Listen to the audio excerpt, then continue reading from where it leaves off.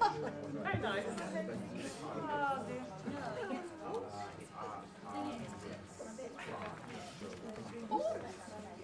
Welcome everyone.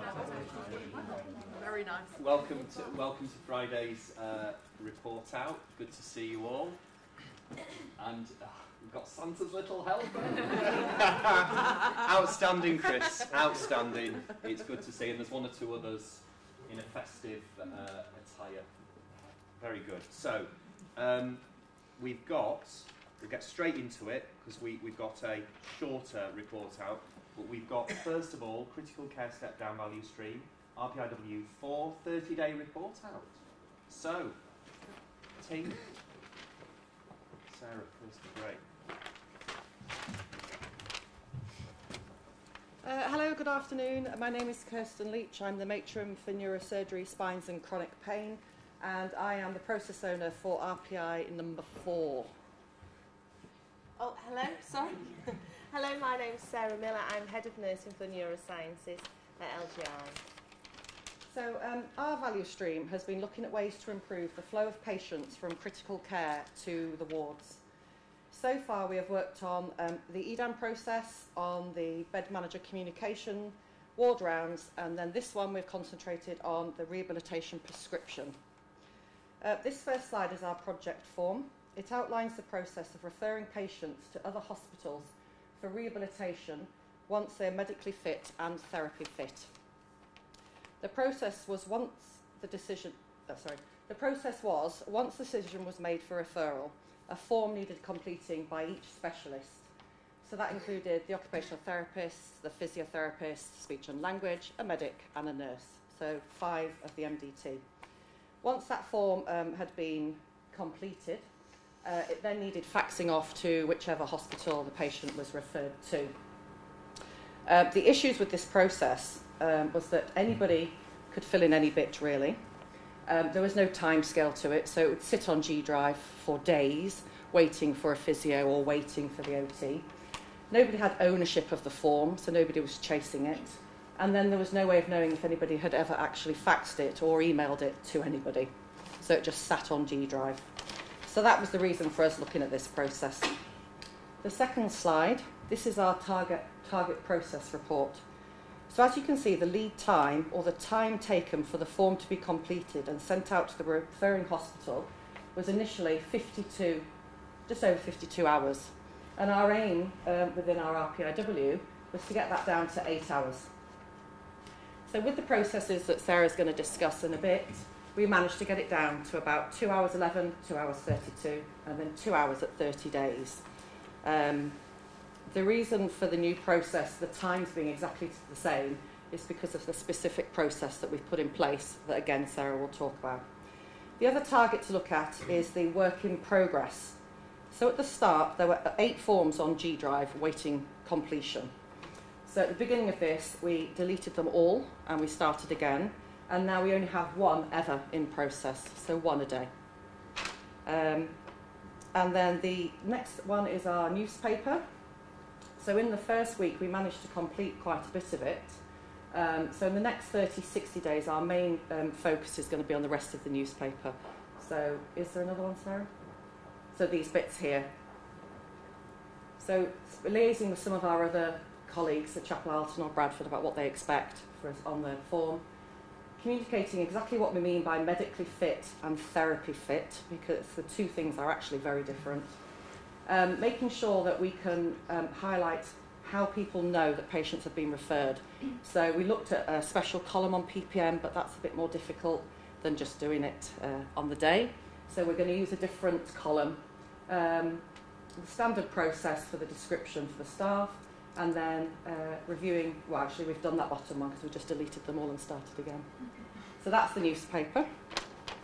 Okay, so the current process that we agreed as part of the RPIW week and when to complete the rehabilitation prescription for our patients, it was around a collective MDT decision, and as Kirsten has already said, it was very clunky, erratic, there was no firm process in place. So what we decided was after the board round, so we decided that at the board round, that's when the decision would be made for our patients to have this repatriation rehabilitation referral prescription completed. We'd already worked out the demand, and looking over a 6-month period, the demand for our patients was roughly 1 referral per day, 5 days a week. So we knew what we had to address to make sure that this happened for our patients. So what we decided to do is we naturally built in a 2-hour wait state, and at 12:15 every single day we have an OT, physio and the nurse in charge. They meet in the EDAN room on ward 25 and complete the rehabilitation prescription collectively. It's an MDT discussion. It's really good because it's information sharing, and actually there's a process in place to do a sense check, so all professionals are looking at the same information. This then gets referred to our referring hospital or internally for our C1 patients that need to go to Chapel Allerton. So as Kirsten already said, the lead time, it was 52 hours.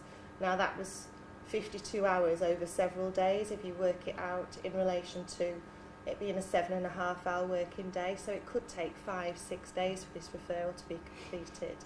We're now with the 2-hour window, the referral is being completed within between 8 and 20 minutes depending on the complexity of the patient. So it's a really, really big achievement. So this is our wonderful home team. As part of my Lean for Leaders Gemba work, we thought it would be helpful to have a production board. So we put up our standard work that we do, so the actual process that we complete when we're doing the referral form. Initially we thought it might be useful to have a bit of a register just to make sure that obviously everybody was compliant and attending, but actually we didn't need that. The home team have been amazing, and actually to see the importance of this, there absolutely has been buy-in from all colleagues to attend this 12:15 meeting. Yes, sometimes people are delayed by 5 minutes, but there's definitely the buy-in to make this happen. So we did discuss changing the time of the actual meeting, because we thought actually that 2-hour window, that is at a waste state that we could remove. But we found that actually it was really important within that 2-hour window to go and discuss with our patient the referral, to make sure that actually they were happy, they were consented, they knew what the plan was before it was actually completed. So we decided that 2-hour window isn't a waste state, actually it's adding value for our patients. So as I've already said, successes. We thought at the beginning of the process that our waiting list would grow for our repatriations, and we would see a huge increase in our patients waiting. But actually what we've shown is because we're working and we're meeting the patient demand and doing 1 referral each day, we're actually doing 1-piece flow, and actually we've not got a huge wait state. Our referring organisations are able to pick up these referrals in a more timely way than we thought they would. So actually it was probably us that we were batching our patients and then referring in batches to our referring organisations. Now it's in 1-piece flow. It seems a much seamless process. So actually it must be helpful for our referring organisations as well. So to summarise, we had good attendance, good communication. Prior to the RPIW, we looked at the defect rate of the forms, and actually it was kind of 80 to 100% of the forms had a defect within them and were being rejected. Now that we've got this collective approach and ownership, we've only had 1 form rejected since the start of the change. So the improvements that we could make, at the moment we don't have SALT present on our board round, and that would be really helpful for some of our more complex patients. It's just difficult with workload and staffing vacancy at the moment within that team. We also have separate therapy teams for our orthopaedic OTs and neurosurgical OTs, and it's just making sure that that communication is seamless between those 2 professionals. Finally, Matt Smith has given some feedback that perhaps some of the medical information might not be as concise as we want, so we're just working with Matt at the moment. Part of the RPIW week, we did actually look at definitions for therapy fit and medically therapy fit. So I think we just need to relook at those definitions just to make sure that we're all clear, that we are referring the patients at the right time. So we're just going to revisit that over the next 30 days.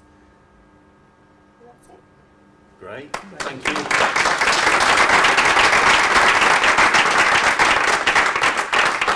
Excellent, thank you very much, Sarah, Kirsten. That's really good to see the 30-day progress and the things that you've been able to embed and develop and work on. So we'll leave a bit of time at the end for questions, hopefully. All right, so next up, it is the outpatient ophthalmology value stream. So welcome, Alexandra, Gerard, and... That's all. Good to see you.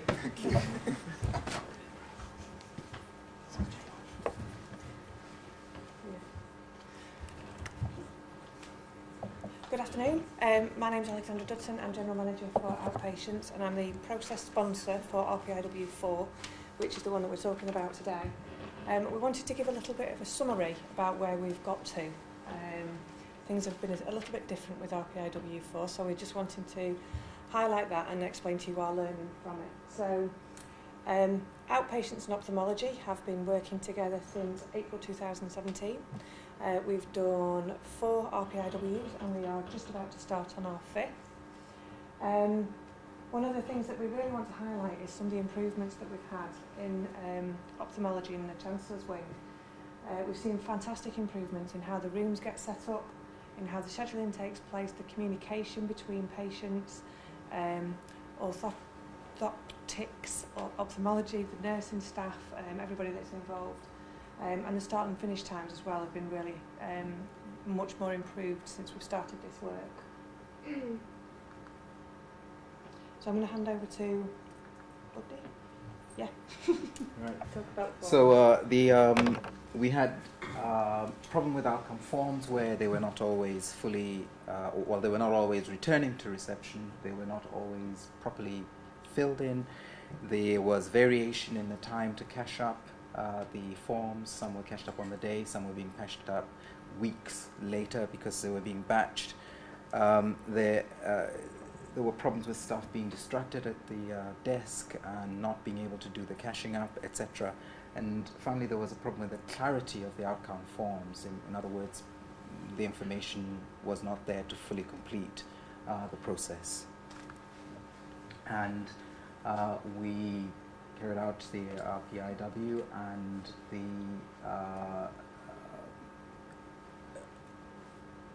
kind of the baseline measures were lead time for processing the forms, which pre-RPIW were 90 minutes, with a target of 180 seconds being what we were working towards. In the RPIW week, we actually got that down to 54 seconds, and at the 30 days, it was down to 42 seconds. The quality metric one was the forms not being returned to the desk, and prior to the RPIW, 11% were not being returned. The target was that they all be returned, and there are several measures that we took, signposting, yellow forms, etc. And that reduced it to 18% in the RPIW week and 2% at the 30-day point. And the final quality metric was the outcome form not being or being returned, but not having enough information for it to be processed. And at the time of the RPIW, it was 53% were defective. On the week, the target is 0%. In the week that we did the RPIW, I suppose because of awareness, it went down to 0%. And at 30 days, 2%. We modified the form as well to try and take out useless information to make it clearer to process, and so there was a pilot that ran just for my clinics, and the 30-day measure was 0.5% had defect, so there was significant improvement in the forms. Hello, my name is Chris. I was the workshop lead for this RPIW. So when we set it up, we were very aware that there was very much two processes going on here. There's the clinical side and there's the admin side. So we purposely designed it that we'd have 2 process owners, 2 sponsors representing both teams. And that worked really great in planning meetings, setting up the RPIW itself. what happened then was the work that came out of the RPIW was very admin based. It was about how we processed the forms, how we looked after the forms, how we continued the forms through the flow. And we had a little hiccup in that our process owner for the admin side left the organisation. We got very little notice of this. It was 3 days before our report out that we found out that we didn't have a process owner. And that left us with a little bit of a dilemma as to how we handle this situation. It was new territory for us. We'd never been in this situation before. What we realised immediately was there was no cover that could step straight in. There was nobody that had that knowledge of the RPIW, of the outcomes of the newspaper, in the admin team that could just pick this work up and carry on with it as though nothing had happened. So that is where we stalled and had a little bit of a stop the line. And I'm going to let Gerard tell you where we go from here. So we decided to seek advice from a higher authority. And the higher authority was Celeste, our sensei in Virginia Mason. And we sent an email and said, look, this is what's happened. What would happen in Virginia Mason? What should we be doing here? And we asked, is there a standard work that in Virginia Mason would happen when a process owner leaves? And Celeste made some comments, and she said that their standard work is focused more on the role of the guiding team, or their guiding team, our value stream sponsor team. And when launching an RPIW, she said that team is, the importance is at the setup and in implementation and spread. And she came back with some questions, and she said, what processes are there by the VSST to determine coverage and Gemba walks and meetings, and what processes are there to ensure that the process is ongoing and working effectively? Now at this point I felt rather like that tourist in Ireland who stops and asks the way to Dublin and is told, well, if I was you I certainly wouldn't start from here. But we were here, and so I persisted with Celeste and said, okay, but hold on, what would happen if this was Virginia Mason? And she came back and said, their model lines, or value streams, have a guiding team with oversight and things like that. And basically what she was saying, well, it wouldn't have happened in Virginia Mason, which I'm sure is absolutely true. And I think that is the learning point from here, that as a guiding team, we weren't integral and involved in the process enough. We're going to talk about this. Do you want to sum up, and we can also? I think so. As Gerard's very eloquently put it, the response from Celeste was, well, why didn't you know in the first place? And she's absolutely right. So some of the key points that we've taken for this and we really want to share. So this is our 60-day report out, and as you've seen, we've given you data for up to 30 days. There is data for 60 days. We're just not entirely certain it's the right data for the right thing. So we wanted to be really open and transparent with you to say, we need to start again a little bit, and we've now got a new process owner in Christine who's going to help us get through this and get back on track. So the learning that we're taking is you always need to take into account when you're setting up an RPIW who your process owner and your sponsors are. We thought we were being really clever by having, with 2 CSUs, we thought we were being really clever by having one of each, so that everybody feels integral to the service and integral to how things are doing. But actually what we've done throughout is the process owner and the process sponsor, from the sponsor perspective, there was a clinician and an administrative person. From the owner, there was a clinician and an administrative person. And as we all know, the twine don't always meet very well in the middle. So they couldn't pick up each other's work. So as Joe left, Buddy can't really sit on the desk and do the cash up. It doesn't work like that. So what we learnt from that is that we need to make sure that there is a genuine crossover. And if you're having a co-sponsor, you need to be able to pick up each other. So as we go into RPIW5, myself and Ian are the sponsors, and we have 2 service managers as the owners. Because actually they can pick up each other's work. If something happens, they can do it and they can work together well. And the other part of it is the role and responsibility as the sponsor isn't necessarily just a figurehead. It isn't somebody that goes in and sets the challenge at the beginning of the week and then goes for lunch on Tuesday and has a chat and figures out how well it's going. Actually, we need to make sure that we are integral to all of it all the way through. So when the meetings are happening for the next 4 weeks after you've done your RPIW, the sponsor needs to be there with you, because actually, otherwise, how are we going to learn and how are we going to make those improvements? And when the sponsor is slightly removed from the RPIW team, it means that you're not actually there to make those differences. And I think that's probably what we found from this perspective, as we've allowed it to get to this point, whereas next time it won't, because we'll have put those steps in place to make sure that we can't. Anything else? No. Great. Okay. Done. Yeah, brilliant. Thank you very much. Thank you, Baton, Alexandra, Gerard. I think that it was really good, and we can maybe pick up some questions if we've got the time, but really grateful for you sharing that, because I think working through those challenges that other value streams will, I'm sure, encounter, it's really helpful to get your perspective on how you've thought that through and the advice you've sought and how you're thinking about moving that forward. So I value your openness around that, and it's all about learning is the message, isn't it? So great. Chris, I hesitated to say just before when you said that you'd been in a workshop. Moonlighting this week. Okay, right. I'm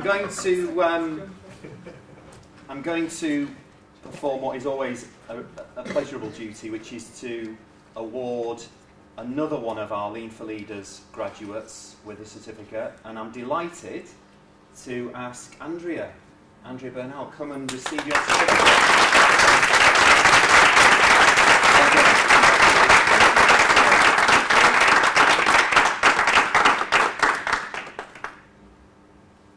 Excellent, great. So, perhaps just a couple of minutes then for the teams that you've heard from this lunchtime. Kirsten, Sarah on the critical care, step-down neurosciences work, and also ophthalmology, outpatients, value stream, 30-day report out, and the update we got from outpatients. So, questions, comments, points to make? Helen? A comment more than anything. So thank you to both. I think that was really interesting and really good to hear the feedback. I'd really like to congratulate Kirsten and Sarah to take your process down to 2 hours and to keep it there for 30 days. I think what's really nice to hear is the improvement in the quality of that paperwork and the reduction in defects, which ultimately makes such a difference. And I know we had lots of conversations in the week around involving the patients, so for you to articulate within that 2 hours that now that is an opportunity for the team to go and discuss that with the patient, I think is lovely to hear, because that was a concept that we didn't really discuss in depth within that week. So well done. Thank you. Excellent. Well, I would echo what Helen said, but I just wanted to say it was great for you to say, actually now, because we're not batching, our hospitals are able to take the patients back, because for 5 years we've talked about blaming other people and saying, we've got this long list of people for repatriation. So it's really great learning, and I hope that learning has gone wider than just your CSU. And for Gerard and Buddy and Alexandra, I thought the use of the coaching was really, really good, because the senseis from Virginia Mason are really valuable, and I think when we get them on site and we have them here for a week, just half an hour with them, whether it's on the phone or face to face, I think is really valuable, and I hope that by you talking about this, Gerard, we will actually get a better uptake, a wider uptake from others to use that valuable resource. Great, excellent. Yeah. Yeah, I just wanted to say I've just joined the BSST for this very stream in ophthalmology and outpatients, and I want to say thank you really for the honesty of the team as to how that RPA has gone, because it's going to really help us as I sponsor owner for the process in RPIW5 to understand that, because we're continuing with that relationship. I think there's some waste identified where CSUs meet. Actually, that's going to be a real opportunity for the organisation to take the learning that we're having, because I know there are other cross CSU value streams out there, and that will probably continue in the future. So spread that learning, and perhaps it might be a topic for stand-up at some point as well. Senior leaders, because others can take learning from what's happened here. Good idea. Good idea. Okay, last point, Jenny. One more, and it just builds on what was said. So I really, really like the ophthalmology learning. I love the fact that we asked the question, and I think we thought we'd get an answer back to our question, not that we'd find ourselves in the wrong place, didn't we? So I've just learned quite a lot as well as a result of that. So I thought I really, really liked that learning piece. I thought it was brilliant. Very good. Great. Thank you very much, everyone. That's today's report out. Thank you to all of those that came and presented back. Really appreciate that, and see you next time. Thank you. Thank you. Is the one next one? Yeah. So is that